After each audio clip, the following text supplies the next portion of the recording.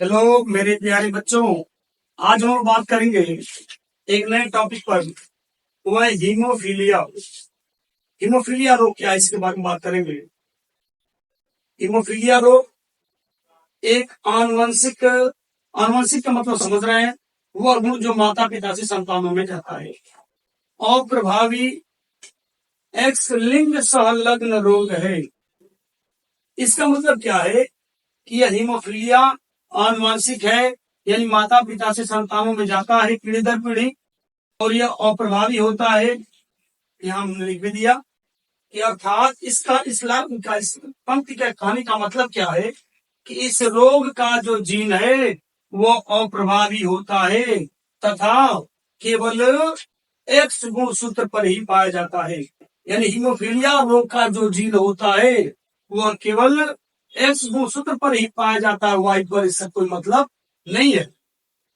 यह रोग अधिकतर पुरुषों में पाया जाता है। इस रोग में रक्त का थक्का नहीं बनता है। यह पुरुषों में अधिकतर क्यों पाया जाता है? क्योंकि पुरुष में केवल एक एक्स होता है, और एक एक्स पर अगर हीमोफीलिया का जीन उपस्थित हो गया तो समझ लो व्यक्ति हीमोफीलिया से रोगी हो जाए। क्या यहाँ कह रहा है कि इस रोग में रक्त का थक्का नहीं बनता है क्योंकि इन व्यक्तियों में रक्त का थक्का बनाने वाली प्रोटीन है, जैसे ग्लोबुलिन तथा थ्रोम्बोप्लास्टिन। ग्लोबुलिन तथा थ्रोम्बोप्लास्टिन ये दोनों प्रोटीनें ऐसे व्यक्तियों में नहीं पाई जाती हैं। यानी ग्लोबुलिन और थ्रोम्बोप्लास्टिन प्रोटीन है हीमोफीलिया के रोगी के रक्त में नहीं पाई जाती, इसलिए उसके रक्त का थक्का नहीं बनता है। इस रोग से ग्रसित व्यक्ति को चोट लगने या दुर्घटना होने पर रक्त स्राव अधिक होने के कारण इनके मृत्यु की संभावना बढ़ जाती है। उम्मीद करते हैं आपको समझ में बात आ रही होगी। इस हीमोफीलिया रोग को उदाहरण के माध्यम से समझते हैं। उदाहरण के माध्यम से समझ रहे हैं कि कोई रोगी पुरुष है, अर्थात हीमोफीलिया रोग से ग्रसित पुरुष है, और यह सामान्य स्त्री है। इन दोनों के बीच विवाह संबंध है, तो इनकी संतानें किस तरह की होंगी, इनकी बात हम करेंगे। तो इसका एक्स लिखा हुआ है, एक्स पर एच है, मतलब हीमोफीलिया का जीन है। एक्स पर हीमोफीलिया का जीन, जैसा कि पहले बताया कि जो हीमोफीलिया का जीन होता है केवल एक्स पर ही होता है, वाई पर उसका कोई मतलब नहीं है। इसके एक्स इस जीन का इसके एक्स से कर रहे हैं, देखे तो एक्स एच और एक्स हो गए। अब इसके पहले का इसके दूसरे से कर रहे हैं, इसका दूसरा है, तो यहाँ फिर वही बात है, यह एक्स पर जीन है और यह दूसरा एक्स। फिर इसे क्रॉस की बात करें, इसके दूसरे का वाई का क्रॉस कर रहे हैं, वाई का एक्स से कर रहे हैं, तो यह एक्स वाई हो जाएगा। फिर इसके दूसरे का इसके दूसरे से कर लें तो फिर यहाँ एक्स वाई हो जाएगा। एक्स वाई है तो पुत्र है, यहाँ भी एक्स वाई है तो पुत्र है, तो ये पुत्र होंगे, लेकिन इन पर हीमोफीलिया का कहीं जीन दिख नहीं रहा है, इसलिए पुत्र सामान्य होंगे। ये पुत्र होंगे, कैसे होंगे? सामान्य। ये सामान्य पुत्र होंगे, ये पुत्र होंगे सामान्य, यह भी पुत्र सामान्य होगा, ये पुत्री होगी, लेकिन इस पर हीमोफीलिया का जीन दिख रहा है। लेकिन ये हीमोफीलिया का जीन उपस्थित होने पर भी ये बार बार बात आ रही थी अप्रभावी है।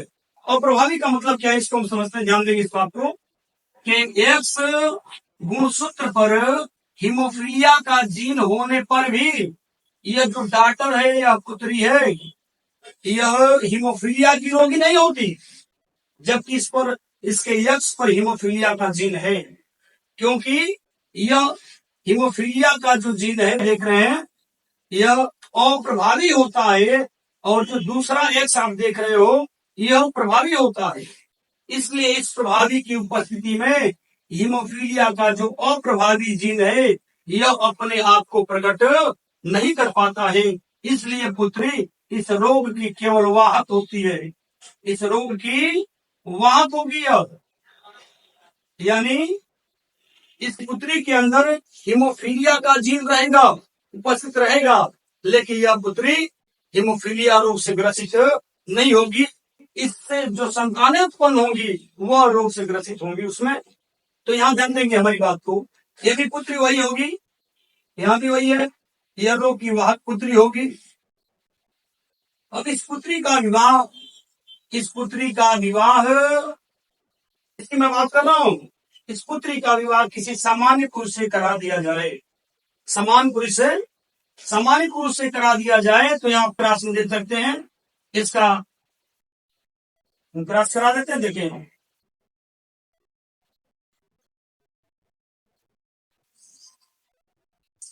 एक्स है, जीन है, और यह वाई है।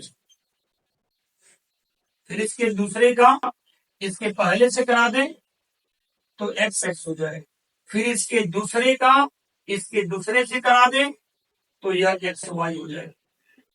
यह पुत्र सामान्य हो गया, यह पुत्र सामान्य हो गया, यह सामान्य पुत्र होगा, और यह जो पुत्री होगी यह भी सामान्य होगी। लेकिन यहां जो पुत्र होगा यह रोग से ग्रसित हो जाएगा, क्योंकि इसके एक्स पर और प्रभावी एक्स एच है, यह रोग से ग्रसित होगा पुत्र।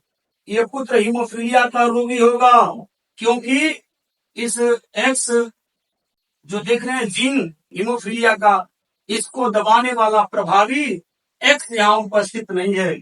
एक्स अगर रहता तो यह अपने आप को प्रकट नहीं कर पाता, लेकिन वाई है, इसलिए यह अप्रभावी जीन अपने आप को व्यक्त कर पाता है और पुत्र रोगी हो जाता है। इस तरह से हम देख रहे हैं कि यह जो पुरुष था यहाँ, यह और ये इस पुरुष की यह पुत्री हुई और इस पुत्री का यह पुत्र हुआ। इस तरह से इस पुरुष में और इस लड़के में, दोनों में क्या संबंध है आप समझ सकते हैं। यह इसका नाना हुआ, नाना का सारा लक्षण कहां आ गया, उसके पोते के अंदर आ गया। इस तरह से हीमोफीलिया रोग एक पीढ़ी से दूसरी पीढ़ी में वंशागत होता रहता है। उम्मीद करते हैं आपको ये सारी बातें समझ में आ रही होंगी।